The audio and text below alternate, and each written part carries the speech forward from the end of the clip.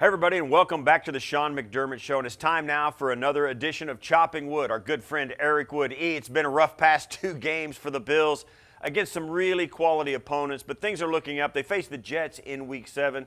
The Bills' offense started the season on a real high note against the Jets. What do you look for Brian Daboll to go back to get the offense back on track? You know, for me, early in the season, they were utilizing all of their weapons so well. These last couple of weeks, we've saw a lot of emphasis on kind of forcing the ball to Stephon Diggs at times. And when you have a player like Diggs, it's easy to do that. And also, we've seen some quarterback runs, especially against the Chiefs. We got some quarterback-driven runs back in the game plan. I think Josh's shoulder might have dictated some of those being out of the game plan. We saw some more of those. So getting back to those, utilizing your weapons, and I think the Bills will be just fine. Yeah, let's start by taking a look at some of those designed quarterback runs. Let's start with Josh's 13-yard run against Kansas City.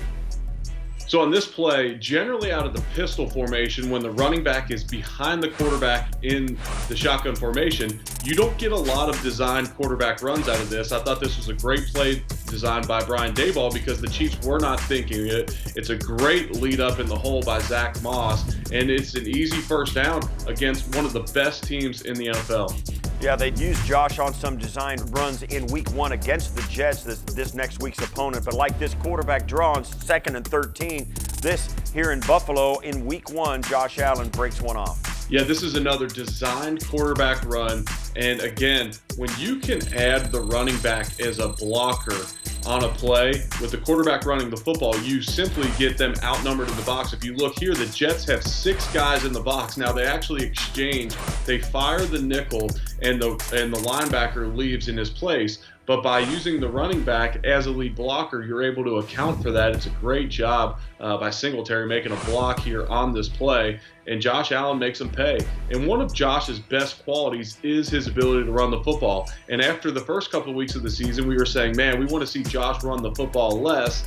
But as you see as the season goes on, that's such a big asset for him. I think you need to continue to use him in the run game and utilize his strengths. Yeah, they had another read option concept they used that went for a first down on a 2nd and 1. This is a short yardage play. Yeah, this is almost triple option football here. And the first option would be the jet sweep. The second option is to hand it off, and Josh does a great job of reading. And again, when you use these quarterback-driven runs, you can outnumber the box. And I think the key to continuing to use Josh Allen in the run game is him just not taking big shots. And at the end of this play, he gets knocked down, but he's rolling out of bounds. That is not a big shot. That's not a shot that's going to get him out of a football game, which is what you worry about when you're running your quarterback as much as the Bills were at the beginning of the season. Yeah, if we go back to the Kansas City game, this offense got a little bit more successful once they started going to Cole Beasley. They got him involved. Let's take a look at a 22-yarder in the 4th quarter. Cole Beasley has a knack for finding soft spots in zone, and he does it here perfectly.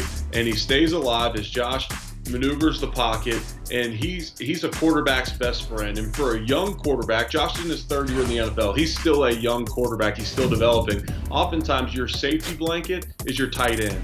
Well, for the Buffalo Bills, his safety blanket is Cole Beasley, and he needs to continue to find him. Even though you have Stephon Diggs and you have John Brown, big-time threats on the outside, keep using Cole Beasley as your safety blanket. Yeah, and they come back to him on the following play for a touchdown on a slant route. As windows in the red zone get tighter and tighter, guys like Cole Beasley that have a ton of suddenness to them and have some creativity to their route running can be extremely valuable. Here, Cole Beasley replaces the blitz with his route, whether it was a play design or something that he does naturally here because of the blitz. Either way, it's extremely well executed. He does a great job of fighting to the end zone at a time of the game where they needed to save time. He fights the end zone and scores on this play. Yeah, and you go back to the Jet game, they took a shot to Cole Beasley down on first down in Week 1, and it looked like it was going to be a big play, but it turned into a nice completion.